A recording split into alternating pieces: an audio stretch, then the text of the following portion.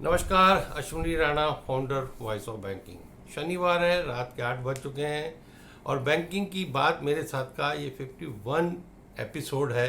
तो शुरू करते हैं आज का एपिसोड। आज जिन विषयों पे बात करेंगे उनमें है आरबीआई ने दिया छप्पड़ फाड़ डिविडेंड भारत सरकार को, और स्टेट बैंक की हड़ताल हो गई वापस, लेकिन मुद्दे अभी भी खड़े हैं। एचडीएफसी बैंक, यस बैंक ने शुरू किया वर्क फ्रॉम होम, जबकि बाकी बैंक डिमांड कर रहे हैं 5 डे बैंकिंग की, और बैंकों में मची है होड़ नई ब्रांचेस खोलने के लिए। और ट्रांसफ़र का सीज़न है। सरकार ने, फाइनेंस मिनिस्ट्री ने फरमान जारी किया है कि आप कॉस्ट कटिंग करें, लेकिन बैंक हैं कि मानने में नहीं आ रहे। तो शुरू करते हैं सबसे पहली विषय पर। रिजर्व बैंक ने इस साल सरकार को 2.86 लाख करोड़ का डिविडेंड दिया, यानी सरकार की लॉटरी लग गई है। सरकार इस पैसे का उपयोग जो है जनता के भलाई के लिए, सोशल स्कीम्स को जारी करने के लिए वो करने वाली है। अब लोगों को लगता होगा कि रिजर्व बैंक इतना पैसा, इतना प्रॉफिट कमाता कहाँ से है। रिजर्व बैंक कोई ब्रांच नेटवर्क नहीं चलाता, लेकिन वो भी कमाई करता है, और उसकी कमाई का जो साधन है वो सोने को बेचना है, फॉरेन एक्सचेंज को कंट्रोल करना है, बेचना है, और फॉरेन के बॉन्ड्स में इन्वेस्ट करके बहुत बड़ी रकम को कमाता है। दूसरी और भी फीस और बैंकों से जो लोन दिया जाता है उसके ऊपर भी रिजर्व बैंक को कमाई होती है। अब बात करेंगे स्टेट बैंक की हड़ताल। स्टेट बैंक की एम्प्लॉइज ने 2 दिन की हड़ताल का आह्वान किया था। 25 और 26, 27 तारीख ईद थी और 23 और 24 छुट्टी थी शनिवार इतवार। अगर 5 दिन बैंक बंद होते तो हड़कंप मचता।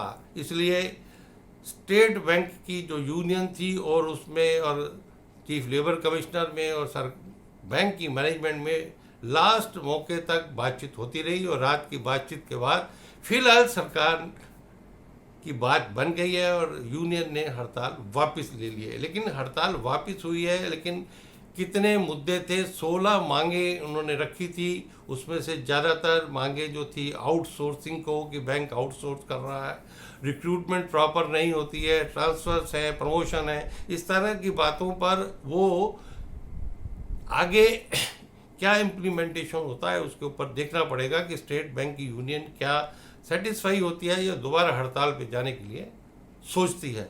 उसके साथ ही स्टेट बैंक के एमडी ने एक और नया शकूफा छोड़ दिया है कि उनका कहना है कि बैंकों में क्योंकि डिजिटलाइजेशन हो गया है, कस्टमर बैंक में नहीं आते हैं, तो बैंक कर्मचारी अधिकारी जो है उनको सेल्स के लिए यानी मार्केटिंग में डालने की बैंक कर रहा है। बड़ी अजीब बात है कि जो स्टाफ है उसके पास पहले से इतना प्रेशर है, और उसके बाद ड्यू डिलिजेंस करना, लोन देना, लोन की रिकवरी करना, तमाम तरह की बैंकिंग को छोड़कर जो है चेयरमैन जो है कर्मचारियों को मार्केटिंग के लिए सड़क पर उतारना चाहते हैं। अगर आपको मार्केटिंग के लिए फोर्स चाहिए तो आपको एक डेडिकेटेड फोर्स उसके लिए रिक्रूट करनी चाहिए, क्योंकि जब रिक्रूटमेंट में कर्मचारी अधिकारी बैंक में आते हैं तो उनको पता है कि हमें टेबल वर्क या काउंटर जॉब क्या करना है। लेकिन ये मार्केटिंग का नया कंसेप्ट उनके समझ में आने वाला नहीं है, इसलिए बैंक को एक बार फिर सोचना चाहिए, क्योंकि स्टेट बैंक ने अगर शुरू किया तो बाकी बैंकों में भी ये जो है वायरस फैलने की चिंता की जा सकती है। वहीं जहां बैंक सरकारी हो, प्राइवेट हो, उसके कर्मचारी बार बार 5 डे बैंकिंग की डिमांड कर रहे हैं, लेकिन उनकी डिमांड होती पूरी दिख नहीं रही। लेकिन प्रधानमंत्री की अपील पर कि ज़्यादातर काम वर्क फ्रॉम होम हो, प्राइवेट बैंकों ने उसका बीड़ा उठाया और शुरू कर दिया है। एचडीएफसी बैंक हो, यस बैंक हो, इंडसइंड बैंक जो, उन्होंने 2 दिन वर्क फ्रॉम होम के लिए चिन्हित किए हैं। लेकिन उस स्टाफ को जो ब्रांच में काम नहीं करता, यानी बैक ऑफिस में काम करता है, मार्केटिंग वाला है, सेल्स वाला है, या और तरह के तमाम कर्मचारी हैं, उनको वर्क फ्रॉम होम के लिए उन्होंने परमिट कर दिया है। तो 2 दिन उनको ऑफिस में नहीं जाना। वहीं अभी भी 5 डे बैंकिंग की डिमांड कर्मचारियों की चालू है। अब इसके बाद एक बात आती है कि पहले से इतनी ब्रांचेज है, बैंक मर्ज होते हैं, और जब मर्ज होते हैं एक ही सड़क पर अगर 2 बैंक की ब्रांचेज हैं तो एक को मर्ज कर दिया जाता है। और अभी भी सरकार जो है बैंकों को फर्दर मर्जर की बात कर रही है कि 12 बैंकों को ख़त्म करके वो 4 या 5 करना चाहते हैं। ऐसे में बैंक अपना एक्सपेंशन करने की दिशा में आगे बढ़ रहे हैं। जहां प्राइवेट बैंकों ने, एक्सिस बैंकों ने 2027 में 500 ब्रांचेस खोलने का अपनी योजना बनाई है। 26 में उसने 400 ब्रांचेस खोली है। वहीं सरकारी बैंक भी पीछे नहीं है। Punjab national bank 250, state bank of India 400, central bank of India 150 और बैंक ऑफ बड़ौदा 111 ब्रांचेस खोल चुका है। जहां एक तरफ वो कहते हैं कि हमारे पास स्टाफ नहीं है, और वहाँ ये नई ब्रांचेस खोलनी अच्छी बात है, क्योंकि उससे नए लोगों को रोजगार मिलता है। लेकिन ब्रांचेस ऐसे क्षेत्र में खुलने चाहिए, अनबैंक्ड एरिया में, ना कि जहां एक सड़क पर पहले ही 4 बैंक हो वहाँ एक और ब्रांच खुल जाए। रिजर्व बैंक को लाइसेंस देते हुए इस प्रकार का जो है वो सोचने की ज़रूरत है, नहीं तो अपने में ही इतना कंपटीशन बैंकों में हो जाता है कि टारगेट पूरे होते नहीं हैं। तो रिजर्व बैंक अगर इस बात के ऊपर ध्यान रखेगा तो अनबैंक्ड एरिया में ब्रांच खुलेगी, नहीं तो मेट्रो में या अर्बन में एक ही लाइन में 4-4 बैंकों की ब्रांचें खुलती हुई दिखाई देंगी।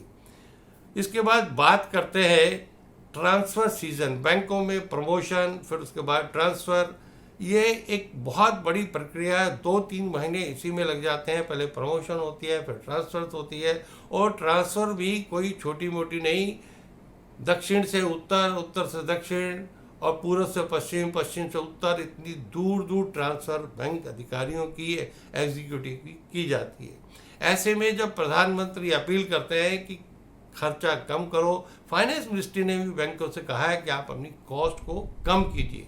अब फाइनेंस मिनिस्ट्री कहता है कॉस्ट कम करो, लेकिन बैंक हैं कि वो सुनने के लिए तैयार नहीं है। उन्होंने हजारों कर्मचारियों की, अधिकारियों की, एग्जीक्यूटिव की ट्रांसफ़र के ऑर्डर ऑलरेडी कर दिए हो गए।